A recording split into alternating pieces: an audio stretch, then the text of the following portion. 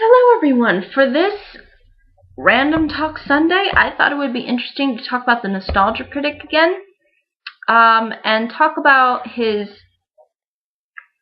funny moments, or at least my favorite funny moments from the Nostalgia Critic, or my favorite funny Nostalgia Critic moments. There are a lot of things that have made me laugh over the years, when it comes to the Nostalgia Critic in particular.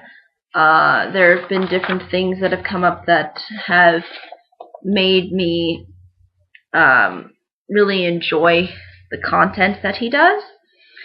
And I wanted to discuss a few of them. I'm sure that you could bring up ones that I'm not going to bring up on this list, and I would say, yes, that's very funny too. But these were the ones that I think sort of stood out to me in particular. The first thing that I'm going to talk about is the Nostalgia Critic's Gordy review, where at the way end, and throughout the review, there is this song that gets played by the movie he's reviewing, and the song is called Pig Power in the House. And the film Gordy is supposed to be about a pig. It's supposed to be kind of like a ripoff of Babe, except I guess it came first, so I guess Babe ripped it off, but did a better job, I guess. But basically, he discovers at the end of the review that there's actually a Pig Power in the House music video. And I just love how just so energetic he becomes when he realizes that there's a Pig Power in the House music video. And the funny thing about this, I think, is just how crazy this music video is, and how it's trying so hard for us to take it seriously, like legitimately seriously. And then you even listen to the lyrics, and you just kind of just start laughing and going, wow, they were really trying to get this to the kids, weren't they? It was just so hilarious. And I love how at the end he just does this whole dance routine, and he just goes all out with it, and I just find that just so hilarious. Just really funny. I think it's just great to end a review on that, and instead of it just being, his traditional end all review, he actually just goes out and just dances and has this song playing at the end. And I just couldn't help but laugh, like every time that part comes up. I just can't help but just start kind of singing and dancing along too, because it's just so ridiculous. Like the song is just unbelievably ridiculous, and I just can't help but laugh every single time, and I just think it's great. It's just one of those, I think, really enjoyable moments that really got me to not only laugh, but to really enjoy the review, because it was such a different approach, because usually we don't see that a lot when it comes to the ending of his videos. So that was, I think, a lot of fun to see him just do a whole dance routine and kind of just go all out. So that was funny, in my opinion. Now, the next funny moment I'm going to discuss are the points within Central Park where he's calling Stanley. In case you haven't seen this review, basically the Troll in Central Park is a very, very poor quality Don Bluth film. Probably his worst that came out. And throughout the entire review, the Nostalgia Critic is mad at this troll named Stanley, who's the main character, because this main character is very obnoxious, and he doesn't really try to really achieve anything throughout the story, because like all he says is, nobody's gonna, take down my dreams because, you know, dreams just happen. All I need to do is just wish for them. You know, I don't need to have any obstacles or things to go through, you know, because, and you can't really blame Disney for this because Disney had characters that did have obstacles that they had to go through and they did have to work hard. But here, it's completely botched, that entire concept. Like, Don Bluth just does not get it. And you can so see it with just how the story plays out and with this character, Stanley, who's just completely incapable of really any real depth. And he just feels like a really Barney cartoon, you know, just all like, you know, fake smiles and just you know, just kind of just that obnoxious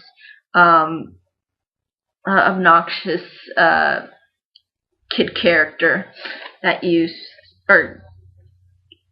character that's geared towards kids, you know, that really annoying kid character that's geared towards kids. And the Nostalgia Critic calls him throughout the review, and he's kind of making all these jokes, and just them going back and forth, and him having someone, or I don't know if it's him that's imitating Stanley or who's doing that, but basically their whole conversation, I think, is just really, really funny because it really just showcases to you the sort of critic's ability to sort of, I guess, break the fourth wall and just kind of, you know, literally go down to the heart of the matter and just be like, look, what is wrong with you? What is up with your character? I don't get this. And, you know, he just kind of tells him, look, you're the reason why this movie is so bad. And they just kind of go back and forth, and this happens twice throughout the review. One portion sort of in the middle, and then one sort of the way end.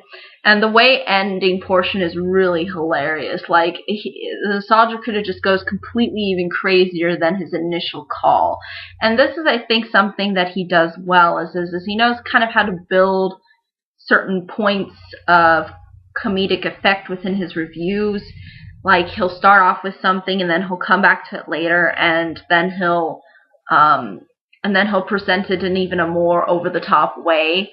And I think that really, really works, and that's something that really, really made me laugh. I was just cracking up just because how crazy that conversation was, and just how much enjoyment the Nostalgia Critic was getting from it. It just made me just laugh so hard. So, yeah, definitely those parts in Central Park make me really, really laugh.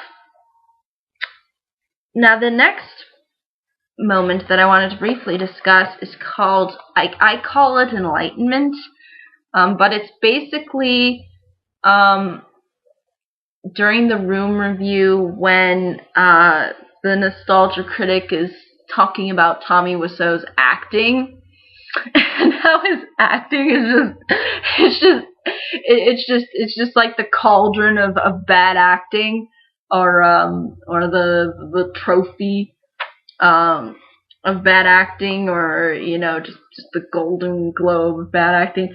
And I like how he just puts it in this very sort of crazily elaborate way,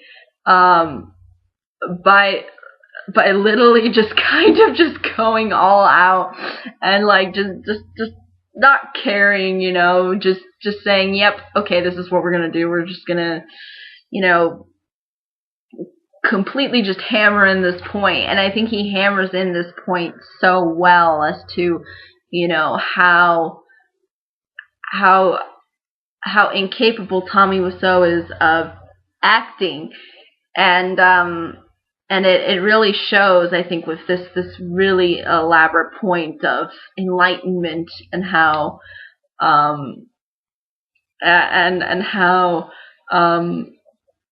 somebody realizes that maybe it wasn't a good idea to make him an actor. So it's just one of those just really over the top moments. And again, I don't think it's trying to be insulting to Tommy Wiseau as a person as much as I think it's just trying to showcase, like, you know, this is not good quality acting. And then just kind of making fun of that, and I think it worked. It was just one of those that really hit home with me, and just kind of makes me laugh every time I see it being brought up in that review. Now the next one that I want to briefly discuss is the ending portion of his Neverending Story 3 review. Now, the Nostalgia Critic's known for being a little bit insane at times, but this one takes the cake for me. Just how angry he gets, and how just how upset he is. It just really speaks volumes, and he just goes completely berserk.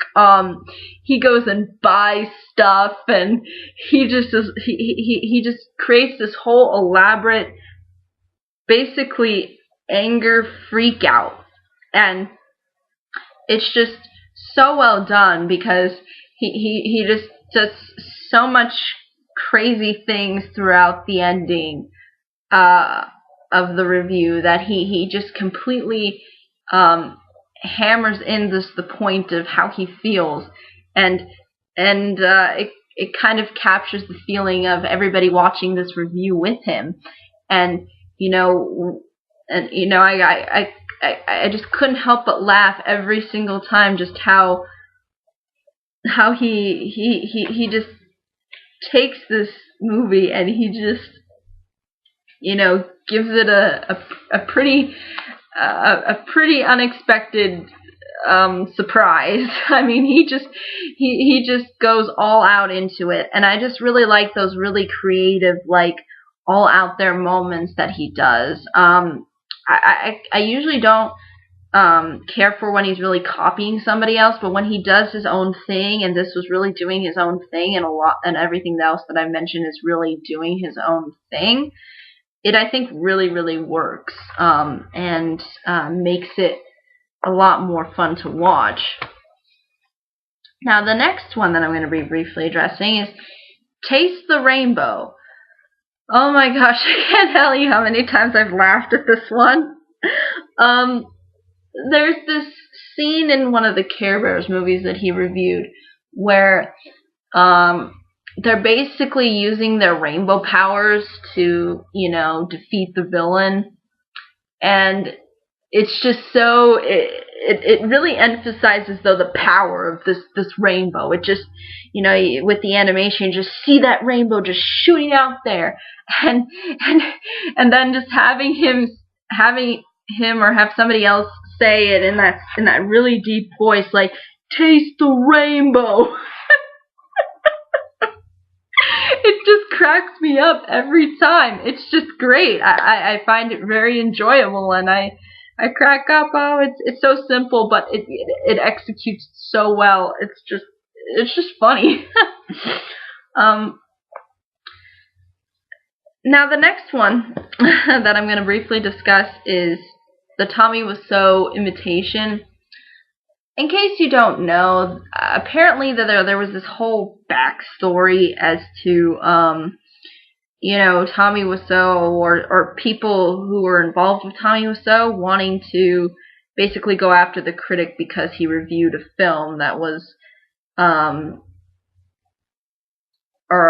that involved Tommy Wiseau, and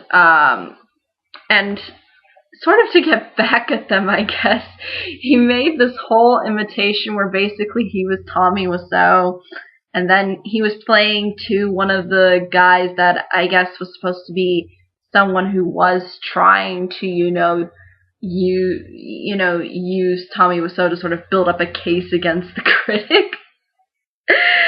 Just because he reviewed one of his movies or something, just because he reviewed his movie, The Room, and it was just hilarious. Just how just how just it's just so funny when you can take something that happened in real life and, you know, create your comedic sort of spin on these kinds of events. And it was just so funny to see this executed. I just think it was just hilarious just seeing him play Tommy Wiseau and then just having this whole elaborate setup, and, you know, just kind of cracking jokes and sort of making fun of the whole situation. I think if you can do that, that's very, very effective, and I think that really gets the audience captivated. And that's what I personally really, really enjoy about the Tommy Wiseau imitation video. It was just it was just hilarious. I don't know if it's titled The Tommy Wiseau or The Tommy Wiseau Show or something like that, but it's just, I think, really, really well done, and I laugh every time because if you can take real events like that and just completely make fun of it, that's great. Props to you. That takes courage. So that's that one. The 11 Levels of Hell. Oh my gosh. This cracked me up the entire time. I remember watching the Good Burger review, and a video that I did eons ago. I was talking about how this one film I thought was one of his worst films that he reviewed, and I think what made it one of the worst was just the scene alone where he's making fun of it. Basically what's happening is you have this person, you know, who's putting grapes literally up his nose and saying bloobity bloobity. Like, it's the most insanely stupid, annoying thing that you could possibly do. And he just takes this and turns it into complete torture because he talks about, like, you know, how it's the 11th level of hell. And then he goes into this whole elaborate story with, like, Dante, you know, if Dante's Inferno, and this is where you kind of need to know history in order to get the joke. But basically, he just goes, you know, this is, and Dante saw the 11th level of hell, and the 11th level of hell had this guy who had grapes up his nose. He just kind of put the whole scene in there and made it like sort of the 11th level of hell. And I just thought to myself, that's just so perfect. Like, you know, like this is something you so wouldn't expect, you know, to happen in hell, but you feel like it's something that could happen because it's just so horrendously torturous and annoying and unfunny that it just you know, tortures your brain. So I just thought it was just such a brilliant idea to put that in there and, you know, just make this whole elaborate thing about it, and then, you know, him going at the end, Dante cried and and wet himself in fear. It just blows my mind. It just cracks me up every single time. I just can't. The 11th level of hell is just great joke. Just laughed really hard. The other one I wanted to talk about is the SHAQGASM. If you've seen that one, basically it's the review of Kazam where you know, you got Shaq, or Shaquille O'Neal, who's basically defeating the villain, and he does this in a very, very, like, over the top, you know, testosterone filled way, and he's just like dunking him into the trash can. And then he's just like roaring really loud, and then the nostalgia critic just can't take it, so he's just like, SHAQGASM, SHAQGASM, and he just goes all out with this, and it's just great. I just laugh. It's just so funny. Just SHAQGASM. Oh, just good times. The next one I want to briefly talk about is the TRex Song, and it's really funny because the whole song is actually not within the review. You have to actually look up the song in order to really get the full context of the song. But the TRex song was in his Jurassic Park review, and kind of the whole joke was based around the fact of how badass the T-Rex was. You know, he's like, I'm a T-Rex. You know, it was just because the T-Rex just comes in the room and it's just so powerful and loud, and it just has this really, really gripping energy. And the Nostalgia Critic just thought it was just so cool how the T-Rex was able to give this very massive and powerful effect. And so he decided to sort of basically write a song, do it really in song form. And, you know, he had this kind of whole joke set up, though, too, with, you know, how he drops the mic. You know, the T-Rex just drops the mic because he's just so cool. But the whole song has its own context and its own verses and things like that. So you really do get a sense of, okay, this is what the song's about. And, you know, it's just so funny, the song. Oh, it cracks me up every time. I just love how engaging and funny this song is, and how he just puts in all of this random stuff, and it just works for me, I think, just so well, and I enjoy it a whole lot, and I think it's definitely one of his jokes that should keep on going. It just should keep on going. It could go on to infinity and it wouldn't matter for me. But yes, the second to last one that I wanted to briefly discuss is Santa Christ. Santa Christ, we all love Santa Christ. I could probably sing the whole song, but I don't want to get it wrong. So basically, Santa Christ is sort of a joke that the Nostalgia Critic used for one of his reviews, and it was around Christmas time. And he wanted to sort of bring in this character, and basically he combines Santa with Jesus, and hence you get Santa Christ. And I think that's just such a great idea, you know, to have this this combination, because, you know, you have all the godlike wisdom, but then you also have the sweet wholeheartedness, and, you know, it's just really cool to have that kind of a character be a part of your joke, basically. And he there's this whole sort of elaborate song, you know, dedicated to Santa Christ, where he kind of just talks about, you know, Santa Christ, and what Santa Christ does, and, you know, he just does all these crazy elaborate things, like going surfing and playing bass with Aerosmith. It's just so crazy. It's just so great. Just a really fun idea, and I look forward to seeing Santa Christ come up every now and again, which you will see, and it's just so much fun to watch. I really enjoy that. Definitely worth, I think, worth a running gag of jokes with that character. Now, the last, or actually, there's actually two more that I want to mention. The first one is the back credit card. I think a lot of people have heard of this one. You know, he watched Batman and Robin, and Batman literally pulls out a credit card with, you know, the Bat logo on it, and he completely rages and thinks that that's such a dumb idea, and I don't blame him. I think it's a really dumb idea.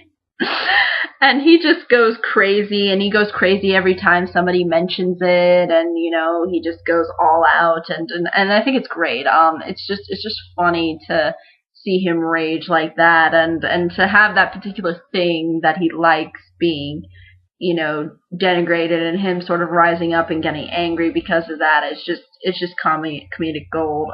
Very enjoyable. Another thing, last one that I'm going to mention, is the joke that involves Randy Newman. Those Randy Newman jokes just get me. They get me every time. Okay, the whole Randy Newman joke is this idea that Randy Newman makes very bland songs. And a lot of that blandness comes from the fact that a lot of the movies in the Nostalgia Critic reviews sometimes, or at least sometimes, they do have Randy Newman songs. And, or if it's something that sounds like what Randy Newman would write, he would basically, you know, sort of make fun of it and just have this very generic Randy Newman kind of song playing, and he tried to do the whole Randy Newman voice, and and it just cracks me up every time. Just him trying to do this really bland Randy Newman song.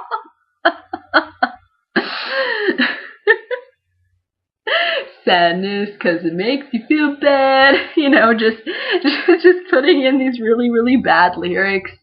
And then at the end of one of them, he's like, "You pay Randy now. Like, I played this song for you. You owe me money." Oh, it just makes me laugh. Oh, that's just so enjoyable. Oh, and I should mention one more joke, and then I'm good. Last joke that I should mention is in his Quest for Camelot review, he pretty much goes insane because of how bad of an animated film it is. And he goes around and he kind of does a childhood killing spree. Not literally a childhood killing spree, but figuratively. And it's just great to see him again at that level of rage. And seeing him actually take it out accidentally on something that he doesn't want to take it out on. But it's just the perfect way, I think, to end a review, because again, it was one of those reviews where he kind of ended on that note as opposed to, you know, the traditional note. So that's something that I really like and made me laugh too. So yes, those are all the ones that I think I enjoy the most.